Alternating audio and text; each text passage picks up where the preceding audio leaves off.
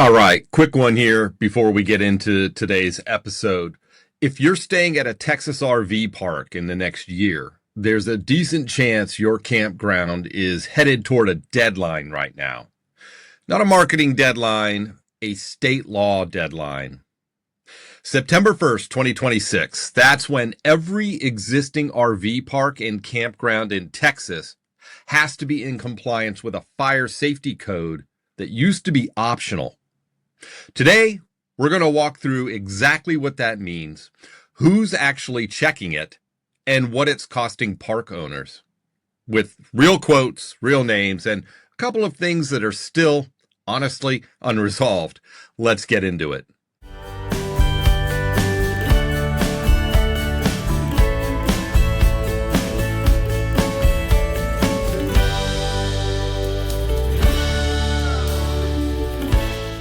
All right, let's talk about what's going on in Texas. And, we can't ignore the flood that rewrote the entire rule book here.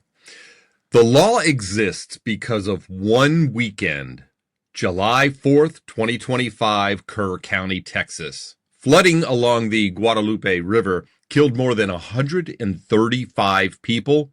27 of them were children and counselors at Camp Mystic.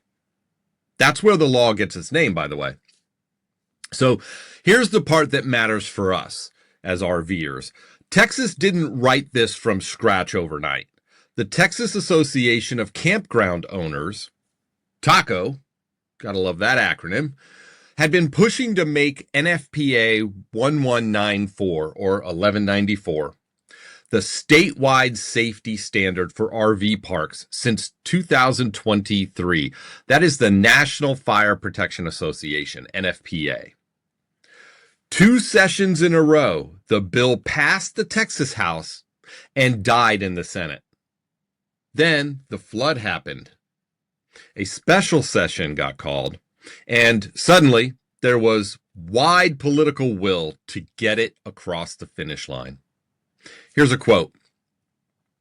With the emphasis of this special session on safety in youth camps and campgrounds, we feel that NFPA 1194 is a good answer for RV parks and campgrounds. That's Randall Daly, TACO Legislative Liaison, Woodall's Campground Magazine, August 13th, 2025. Governor Abbott signed 2 companion bills on September 5th, 2025, House Bill 1, the Youth Camper Act, and Senate Bill 1, the Heavens 27 Camp Safety Act.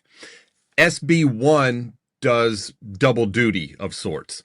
It tightens rules for licensed youth camps under Chapter 141 of the Health and Safety Code, and it creates a brand new Chapter 762 that covers private and commercial campgrounds and RV parks. That second half is what impacts all of us RVers in Texas. All right, what does the law actually require? Chapter 762 requires RV parks and campgrounds to comply with NFPA 1194, specifically the 2021 edition. Now, that kind of freezes the statute in place on purpose so parks aren't chasing a moving target every time NFPA updates this thing, right? It gets revised. Okay, what does NFPA 1194 actually ask for? The headline numbers being quoted everywhere. Minimum 16-foot spacing between sites. Fire lanes, again, that's a minimum 16 foot. So that's where it starts, right? 16 feet. They can get wider, but it has to start at 16 feet.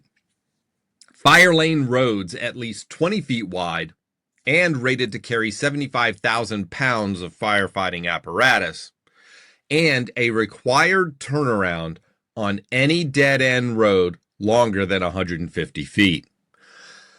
Beyond the pavement, it also covers general site design, fire safety, environmental health and sanitation, and utilities connections. And every park needs a written evacuation plan, not a generic one, a plan specific to the property's flood, wildfire, tornado, and hurricane risk. has to be reviewed by what the law calls, quote, the authority having jurisdiction, or AHJ is what we call it. We'll get back to that phrase because it's doing a lot of quiet work in this story, that authority having jurisdiction. All right, there's one more wrinkle worth noting. Lawmakers deliberately stripped out two sections of the original NFPA 1194 language before this became law. Section 1.1.1, which would have forced every existing park, no exceptions, to retrofit to the new standard immediately. That got cut. Section 5.1.1.1, it would have actually required the state fire marshal's office to personally review every single park's evacuation plan. That also got cut.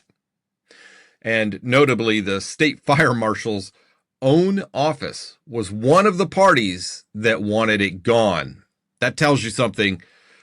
Even regulators didn't want to own the inspection workload of that size. They just weren't able to fulfill that requirement. They would have been in violation of the law because of staffing, manpower, and just not being able to cover all of that ground.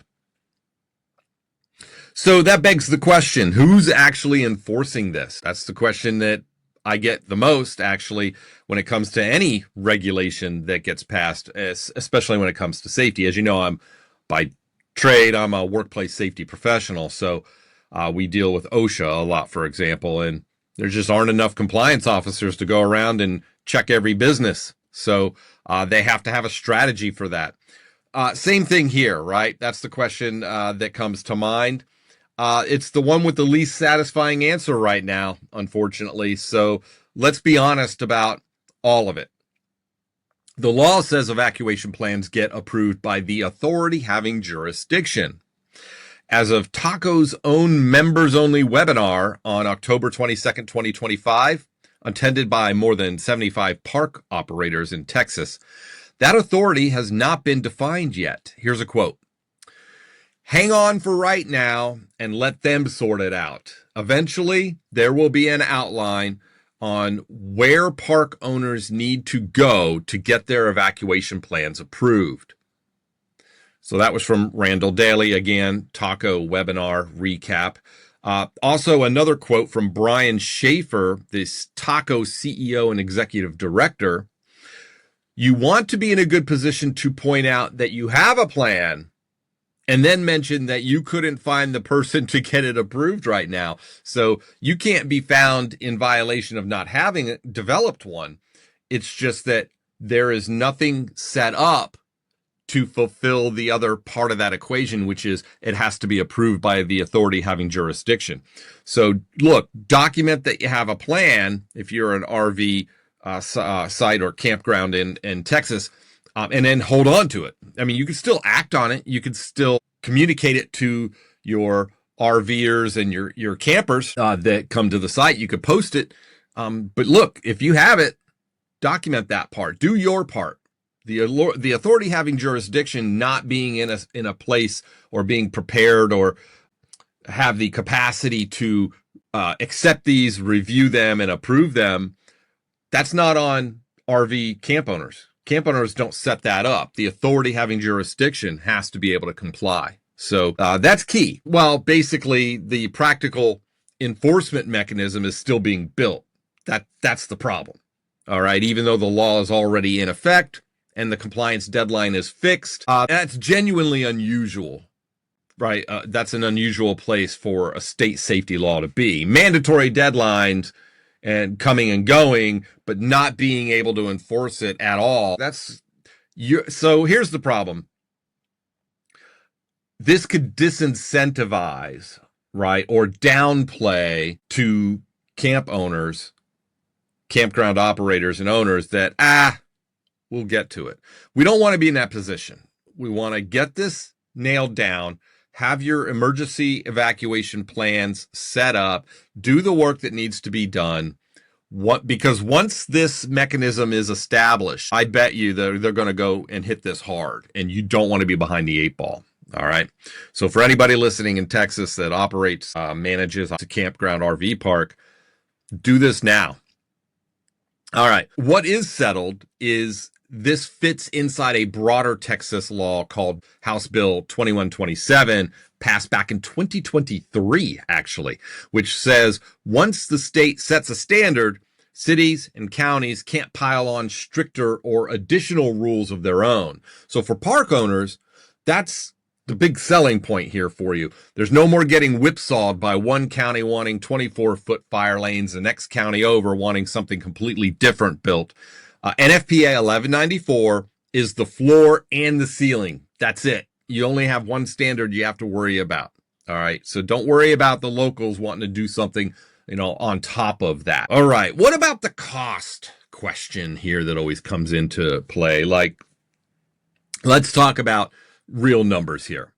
And let's be careful about whose numbers they are, because the press has been sloppy about this. Let's be honest. Like, when have they gotten a lot of things right? And I don't want to repeat that mistake here for you all. The most cited cost figures right now, remember, the most cited, $300,000 for a notification system, $25,000 for a weather monitoring mesonet system, roughly $500,000 all in. That came from Cedar Canyon in Randall County. That's a youth camp. Those numbers are real. They're on the record. Remember, those are Chapter 141 youth camp weather infrastructure costs, not Chapter 762 RV park fire lane costs.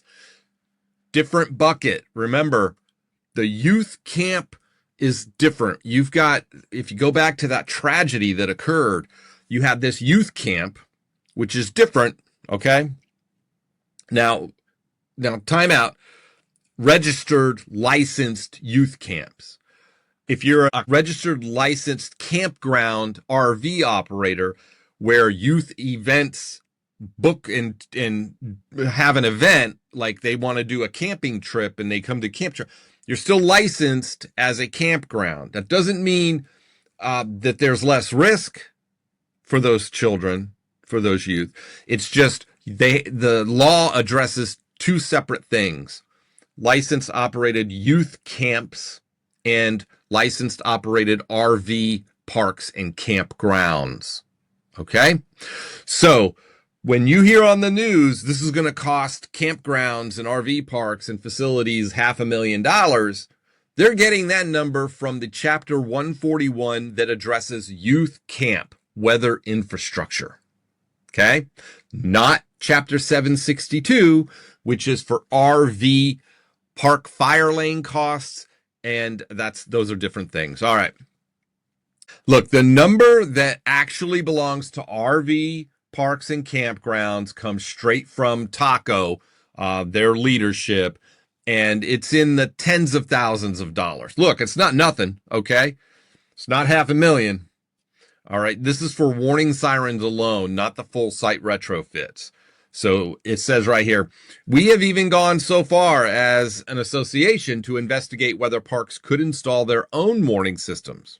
Think loud sirens. These systems are in the tens of thousands of dollars in cost. Then when do you deploy them? Like, when do you put them out? Every time you get a weather alert, that could be an option.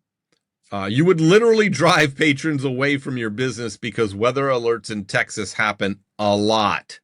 And most of the time, nothing develops from them. In my profession, we call this risk fatigue. Okay. That every time somebody says, this is risky, and nothing happens, we tend to ignore it. And you could have a county issue, the National Weather Service could issue a tornado warning, a real tornado warning. Conditions exist right now to develop a tornado. It's happening, okay? Well, if you look at the county could be huge. It could be massive. And I mean, we're talking about Texas. Everything's big in Texas. I don't know. I'm in Ohio. Some of our counties are pretty big and widespread. So what does that mean, right? I could be in the southern tip of the county, and it's on the northern opposite corner of the county where that thunderstorm cell is rolling through, and we have that issue.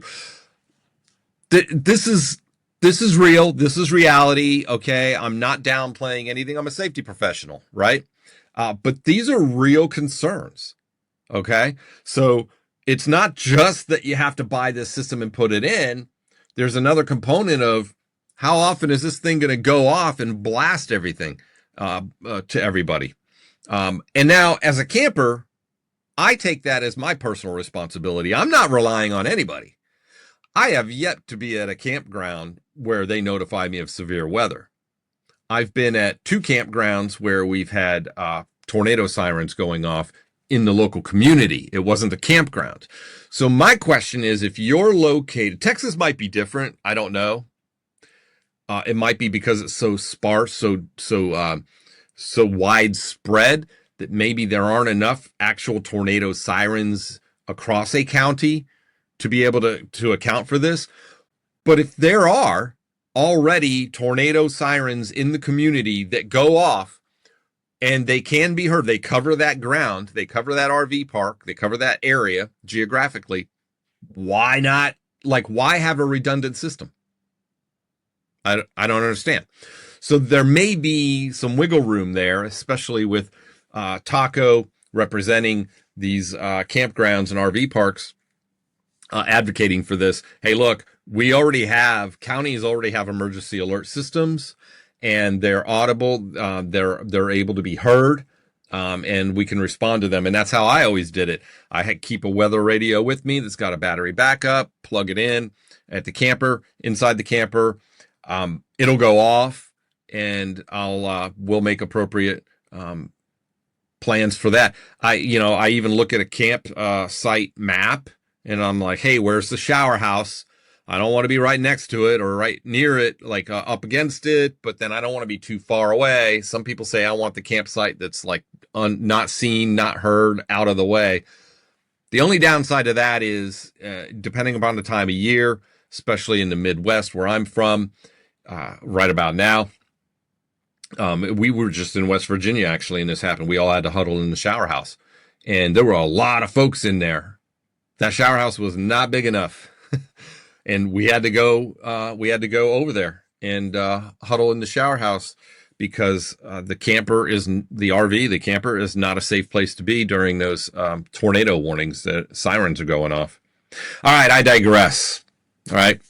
So I think that Taco, the Brian Schaefer and Randall from Taco are correct on this, that we want to be mindful of whether or not we're creating redundant systems, and there could be confusion. There could also be, I'm just going to throw this out there. I'm not a lawyer, and this is not legal advice. Don't listen to me. Go talk to somebody who actually does it. However, my humble opinion is, what if the local area goes off, the county sets off their alarms, and the campground that has the system doesn't? Does that mean that that's happening somewhere else and I don't have to respond? And what if something does happen and somebody's injured, and then boom, the campsite's looking at, I don't know, possible lawsuit? I mean, you might say, Blaine, that's crazy. Who's going to sue? I don't know. McDonald's got sued for their coffee being hot and won. So there you go. As I take a sip. All right, that happens. The reverse could be true. What if the campground sets off their weather alert, but there's nothing from the county, right? And maybe somebody outside the campground nearby has property damage or a personal injury related to the weather because they didn't hear the county going off, but they were like, oh, that's the campground. Like, I could just see, like, why have redundant systems? You're going to confuse people. This is a recipe for disaster. No pun intended. I say that part of the bill should be, if in the absence of a county-wide emergency alert system, campgrounds need to provide something, right? I think that's a better approach. That's just me. All right, that quote from Brian Schaefer, as far as, when do you deploy? There's all these questions, and redundant system, that's going to work for us. All right. It gives us a real dollar figure to go off of, tens of thousands of dollars for this system, but it also brings to light these legitimate operational concerns. All right. Remember that alert or risk fatigue that could happen. It's going off all the time. Man, they really need to, I'm just telling you, the more I talk about it, the more I'm convinced they need to change that law, the language. What does this mean if you're traveling through Texas and going to stay at an RV park or campground? Look, before you book a Texas park for later this year, going forward, it's fair to ask whether they're tracking towards the September 1st, 2026 deadline. At the time of this recording, at the beginning of August, end of July, beginning of August, it's coming up. It's coming up quick. I mean, not to be difficult, because, you know, a park that's thought through fire lane access and evacuation planning is a park that's thought through your safety. So you might want to book at a park that's already set up for this. And those fire lanes are pretty handy. And the minimum, if you've been to private campgrounds, what's the biggest complaint that we all have? We're crammed on top of each other. Yeah. So what does this mean for those sites that you basically have enough width to back in and push a slide out? I mean, we've been there. We've been to those campsites because they want to maximize their bookings, their real estate, right? Space is money. So they want to put as many RVs or be able to book as many RVs per square foot of land, of space, that they can, because that's money, that's revenue. I get it. I support, I'm pro business.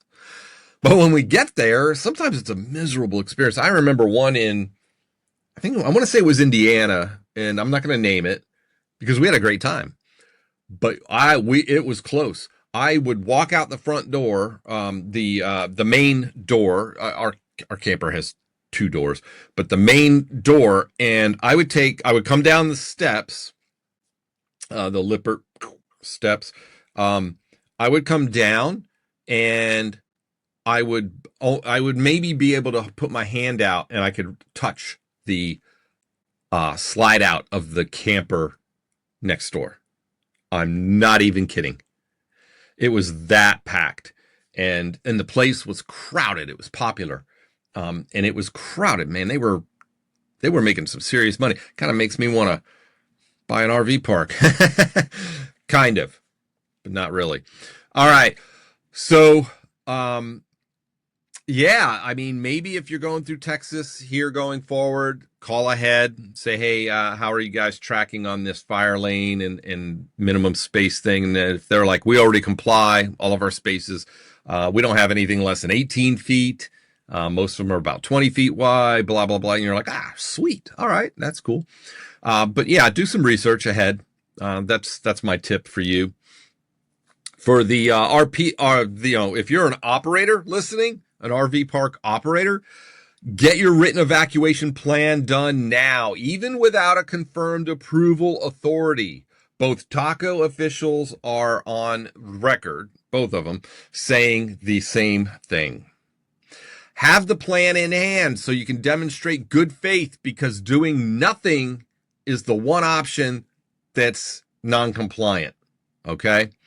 Have it ready to go, such as it is. And for everybody, look, watch this space nationally. You think about it. This is going to spread. So if you're a camper, or if you're a park, RV, and campground operator, this will probably, most likely, have some version of it in your state eventually. That's how it goes. All right. Texas being first usually means Texas becomes the template. If you're listening from Florida, Colorado, anywhere else with a growing RV park industry, this is a preview of a conversation headed your way. All right, those are the receipts I have about this law, born out of tragedy, as most are. A genuine safety upgrade for RV parks, a compliance deadline that's basically already here, an enforcement structure that's still being built as we speak, and cost numbers that the press keeps mixing up between youth camps and RV parks. We just unmix them for you. If you run a Texas park and you've got real numbers on what NFPA 1194 compliance is actually costing you, or if you've been told who your local authority having jurisdiction is and you've got that set up, let us know. That's the follow-up episode I would love to do. Continue to jump on this story. So I've got show notes here. Check out the episode notes, and I have some sources and things for you to review how I got my information. But let me know what you think. Texas or anywhere else, how have you managed emergency response, especially as it relates to fire safety and weather emergencies? What are your best practices? Make sure you drop your comments so others can learn from what you've done. And we'll see you on the next episode.